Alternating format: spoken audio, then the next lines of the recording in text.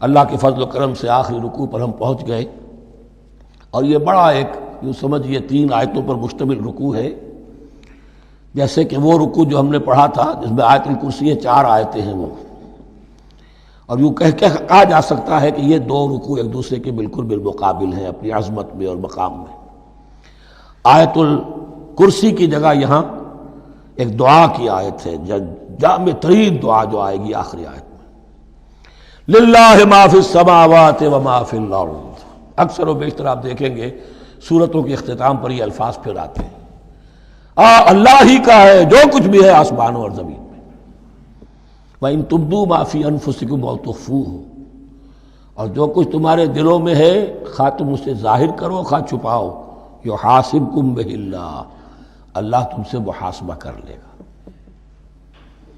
تمہاری نیتیں اس کے علم میں ہیں۔ إِنَّ اللَّهَ لَا يَنظُرُ إِلَىٰ صُوَرِكُمْ وَلَا إِلَىٰ أَمْوَالِكُمْ وَلَٰكِنْ يَنظُرُ إِلَىٰ قُلُوبِكُمْ وَأَعْمَالِكُمْ، اللہ تمہاری صورتوں کو نہیں دیکھتا، تمہارے مال و دولت کو نہیں دیکھتا، تمہارے دل کو دیکھتا ہے، تمہارے اعمال کو دیکھتا ہے۔ تو دل میں جو کچھ ہے خواہ کتنا ہی چھپا لو، اللہ کے محاسبے سے نہیں بچو گے۔ فَيَغْفِرُ لِمَن يَشَاءُ وَيُعَذِّبُ مَن يَشَاءُ، پھر وہ بخش دے گا جس کو چاہے گا اور عذاب دے گا جس کو چاہے گا۔ اختیار مطلق اللہ کے ہاتھ میں ہے۔ ہمارے ہاں اہل سنت کا عقیدہ یہی ہے، اللہ پر لازم نہیں ہے کہ وہ نیکوکار کو اس کا جزا ضرور دے اور بدکار کو اس کی سزا ضرور دے، اللہ کرے گا ایسا، یہ دوسری بات ہے، لیکن اللہ کی شان اس سے بہت اعلیٰ اور عرفہ ہے کہ اس پر کسی شے کو لازم قرار دیا جائے، اس کا اختیار مطلق ہے، مطلق ہے۔ یفعل اللہ ما یرید، یفعل اللہ ما یشاء۔ اہل تشیع کا کہنا یہ ہے کہ اللہ پر عدل واجب ہے، اہل سنت کہتے ہیں اللہ عدل کرے گا، جزا و سزا میں عدل ہوگا، یہ ہم مانتے ہیں، واقعہ ہے، لیکن ہم یہ نہیں کہتے کہ اللہ پر عدل واجب ہے، اللہ پر کوئی شے واجب نہیں، بلکہ اللہ نے تو کتب علی نفسہ الرحمہ، اپنے اوپر واجب کیا ہے رحمت کو۔ وجوب کا لفظ جو آتا ہے اللہ پر تو وہ تو رحمت کا ہے، کتب علی نفسہ الرحمہ، اللہ نے اپنی ذات کے اوپر واجب کر لیا رحمت کو۔ واللہ علی کل شیء قدیر، اور اللہ ہر چیز کی قدرت رکھتا ہے۔ آمن الرسول بما انزل الیہ من ربہ والمؤمنون، ایمان لائے رسول صلی اللہ علیہ وسلم اس چیز پر کہ جو نازل کی گئی ان کی جانب ان کے رب کی طرف سے۔ غور طلب بات ہے، یہ بڑا باریک نکتہ ہے۔ نبی پر جب وحی آئی ہے کیسے پہچان لیا کہ یہ بدروح نہیں ہے، یہ جبرائیل ہے؟ آخر کوئی اشتباہ بھی تو ہو سکتا تھا، پہلا تجربہ تھا، اس سے پہلے نہ آپ نے کہانت سیکھی، نہ آپ نے کوئی اور اس طرح کی نفسیاتی ایکسرسائزز کی، آپ تو کاروباری آدمی تھے، ایک بہت ہی بھرپور زندگی گزار رہے ہیں، اہل و عیال والے ہیں، کاروبار کر رہے ہیں، ہائیسٹ لیول کا کاروبار ہے، تو فطرت جو ہے وہ پہچانتے ہیں۔ نبی کی فطرت وہ اتنی پاک اور صاف ہوتی ہے کہ اس کے اوپر کوئی بدروح کا کوئی اثر ہو ہی نہیں سکتا۔ بہرحال ہمارے لیے بڑی تسکین کی بات ہے کہ اللہ تعالیٰ نے رسول کے ایمان کے تذکرے کے ساتھ ہمارے ایمان کا تذکرہ کیا۔ آمن الرسول بما انزل الیہ من ربہ والمؤمنون، ایمان لائے رسول صلی اللہ علیہ وسلم اس چیز پر جو نازل کی گئی ان کی جانب ان کے رب کی طرف سے، اور ایمان لائے صاحب ایمان۔ اللہم ربنا اجعلنا منہم، اللہم ربنا اجعلنا منہم۔ کل آمن باللہ وملائکتہ وکتبہ ورسلہ، یہ دوسرا مقام ہے سورہ بقرہ کے اندر جس میں ایمان کے جو اجزاء ہیں ان کو گنا گیا ہے۔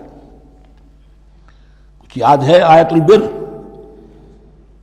لیس البر ان تولوا وجوہکم قبل المشرق والمغرب ولکن البر من آمن باللہ والیوم الآخر والملائکۃ والکتاب والنبیین، یہاں بھی اسی طرح ہے، کل آمن باللہ وملائکتہ وکتبہ ورسلہ لا نفرق بین احد من رسلہ۔ اور یہ تیسری مرتبہ بات آ گئی ہے کہ رسولوں کے درمیان کوئی تفریق نہیں کی جائے گی۔ کہاں؟ پہلے تو آیا تھا 16ویں رکوع میں، لا نفرق بین احد منہم ونحن لہ مسلمون، اور اس سے بھی پہلے آیا تھا والذین یؤمنون بما انزل الیک وما انزل من قبلک، وہ لوگ جو ایمان رکھتے ہیں اس پر بھی جو ہے نبی آپ پر نازل کیا گیا اور اس پر بھی جو آپ سے پہلے نازل کیا گیا۔ لا نفرق بین احد من رسلہ، ہم اس کے رسولوں میں سے کسی کے مابین کوئی تفریق نہیں کرتے۔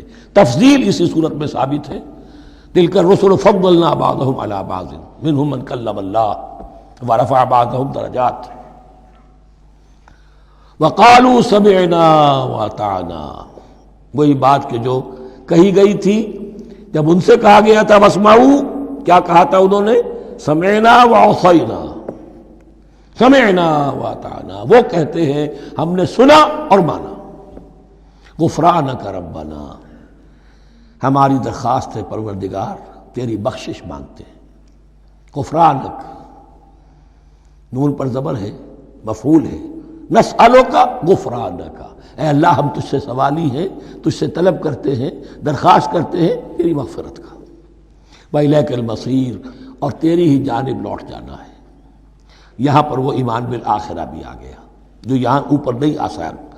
آمن باللہ وملائکتہ وکتبہ ورسلہ، پھر رسولوں کے ضمن میں لا نفرق بین احد من رسلہ، لیکن اس کے بعد وإلیک المصیر، مغفرت اور اللہ کی طرف ہی لوٹ جانا ہے ہمارا، اس میں ایمان بالآخرہ آ گیا۔ اب آخری آیت، لا یکلف اللہ نفسا الا وسعها، اللہ تعالی نہیں ذمہ دار ٹھہرائے گا کسی جان کو مگر اس کی وسعت کے مطابق۔ یہ بہت بڑے فضل و کرم والی آیت ہے، جیسے میں نے کہا تھا میگنا کارٹا جو ہے انسانی حقوق کا، کہ اجیب دعوت الداع اذا دعان، جہاں بھی مجھے کوئی پکارے، جب پکارے میں اس کی پکار سنتا ہوں، قبول کرتا ہوں۔ ہاں فَلْيُؤْمِنُوا بِي فَلْيَسْتَجِيبُوا لِي، انہیں بھی چاہیے کہ میرا کہنا مانے۔ دو طرفہ بات چلے گی، یک طرفہ نہیں۔ میری مانو، اپنی منواؤ۔ تم دعائیں کرو گے ہم قبول کریں گے، تم ہماری بات نہیں مانتے پھر تمہاری دعا تمہارے منہ پر دے ماری جائے گی۔ کرتے رہو قنوت نازلہ 40 دن کے 80 دن پڑھتے رہو، ڈھاکہ تو بیٹھ ہی جائے گا، بیٹھ گئے۔ یہودیوں سے شکست تو ہو ہی جائے گی، ہو گئی۔ کرتے رہو، حرمین میں پڑھتے رہو قنوت نازلہ، مکے میں پڑھو، مدینے میں پڑھو، پوری دنیا میں پڑھو۔ اللہ کو پیٹھ دکھائی ہوئی ہے، اس کے دین کو پاؤں تلے روندا ہوا ہے، اللہ کے باغیوں سے دوستی ہے۔ کسی نے قبلہ ماسکو کو بنایا تھا اور کسی نے واشنگٹن کو بنایا تھا، تمہاری دعائیں کیسے قبول ہوں؟ لیکن یہ جو آیت ہے یہ اس اعتبار سے بہت بڑی رحمت کی آیت ہے کہ اللہ تعالیٰ کے ہاں وہ اندھے کی لاٹھی والا معاملہ نہیں ہے کہ تمام انسانوں سے محاسبہ ایک ہی سطح پر ہو۔ اللہ جانتا ہے کس کی کتنی وسعت ہے، اور وسعت کن چیزوں سے بنتی ہے۔ آپ کو کوئی اور جین ملے ہیں، مجھے کوئی اور جین ملے ہیں، انہیں کوئی اور جین ملے ہیں، یہ جینز، ان جینز کی اپنی اپنی خصوصیات ہیں، خصائص ہیں، پراپرٹیز ہیں، لیمیٹیشنز ہیں۔ آپ کو کوئی اور ماحول ملا، اسے کوئی اور ماحول ملا، اسے کوئی اور ماحول ملا، تو hereditary factors multiplied by environmental factors, ان دونوں سے ایک شخصیت کا ہیولہ بنتا ہے انسان کا، جس کو پیٹرن کہتے ہیں ہمارے مستری لوگ۔ جب لوہے کا کوئی شے جو ہے ڈھالنی ہے تو اس کے لیے پہلے مٹی کا یا لکڑی کا ایک پیٹرن بناتے ہیں، انگریزی میں پیٹرن ہے، وہ پیٹرن کہتے ہیں ہمارے مستری لوگ۔ اب آپ لوہا جو ہے اس کو جب اسے کر لیں گے، مائع بنا لیں گے، گلا لیں گے، پھر اس میں ڈالیں گے، وہی شکل ہو جائے گی۔ یہ شاکلہ ہے ہر انسان کا جو بن جاتا ہے۔ قُلْ كُلٌّ يَعْمَلُ عَلَى شَاكِلَتِهِ فَرَبُّكُمْ أَعْلَمُ بِمَنْ هُوَ أَهْدَىٰ سَبِيلًا۔ اس شاکلہ کے اندر آپ کو محنت کرنی ہے۔ اللہ جانتا ہے کس کا شاکلہ وسیع تھا، کس کا شاکلہ تنگ تھا، کس کے جینز اعلیٰ تھے، کس کے جینز ادنا تھے، کس کے ہاں ذہانت زیادہ تھی، کس کے ہاں جسمانی قوت زیادہ تھی۔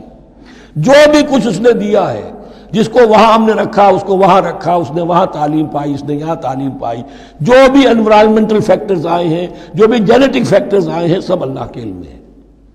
ان سب کو ملحوظ رکھ کے اللہ حساب لے گا۔ جو شاکلہ ہم نے تمہیں دیا تھا اس میں تم نے کیا کیا؟ ایک شخص کے اندر فرض کیجئے استعداد ہی ہے 20 درجے کی استعداد ہے، اس نے فرض کیجئے 18 درجے کام کر دیا، کامیاب ہو گیا۔ کسی میں استعداد 100 درجے کی تھی، اس نے 50 درجے کیا، ناکام ہو گیا۔